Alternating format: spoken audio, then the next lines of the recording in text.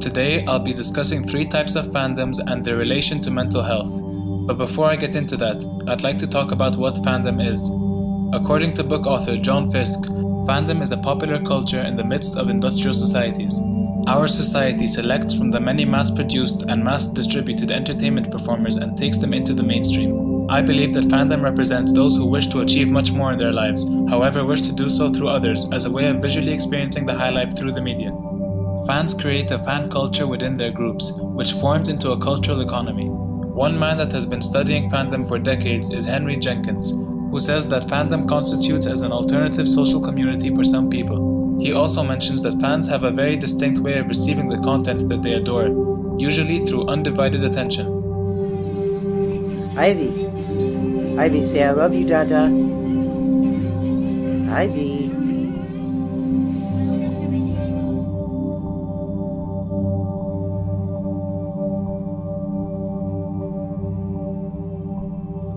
When researching the topic and all the different types of fandoms and its relation to mental health, I had come across a type of fandom known as cosplay. This is when people use props or costumes to be able to associate themselves with their favorite characters or celebrities. In a study done where people who stutter wore a mask, wearing a mask actually made them stutter less. Another experiment showed that children who wore masks were more likely to steal candy than children who did not wear masks once the experimenter had left the room. These studies show that the idea of putting on a mask and replicating a favorite character or celebrity also masks their personalities in a way. It makes them react and feel different as opposed to being themselves, whether that be for the better or worse. Another type of fandom that has been researched psychologically is the sports fan. Several studies done by the online Journal of Sports Psychology aim to figure out why sports fans do what they do.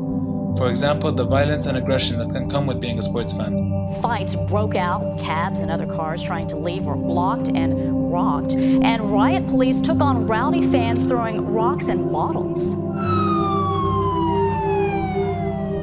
Fandom is also known to give many benefits to an individual or group, such as self-esteem and unity with other fans of the same team, sport, or individual.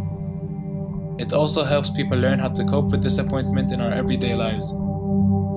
Being a sports fan gives us a sense of belonging and lowers our sense of loneliness, according to Professor of Psychology Daniel Wan. He also claims that sports fans of highly successful teams are more likely to be in acceptance of their own mortality. They find it easier to deal with death. The reason behind this is that when people are in acceptance of their own mortality, they seek out important groups to bond with, hence the successful teams. A drawback in the psychological aspect of being a sports fan is the tendency to blast or make fun of fans of opposing teams or players in order to protect their beliefs and interests. Hey! What's up, dude? Boston Red Sox? Yeah. Yo, Sox, man. More like Boston Red Sox. Oh! Brutal! Fly Emirates? Are you a fan? Yeah. Dude, they suck. Another study done has shown that football fans are more likely to eat unhealthy food the very next day their favorite team has lost.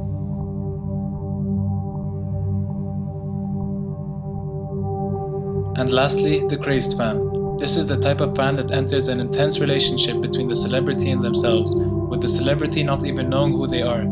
These fans create this intense bond through their own fantasies.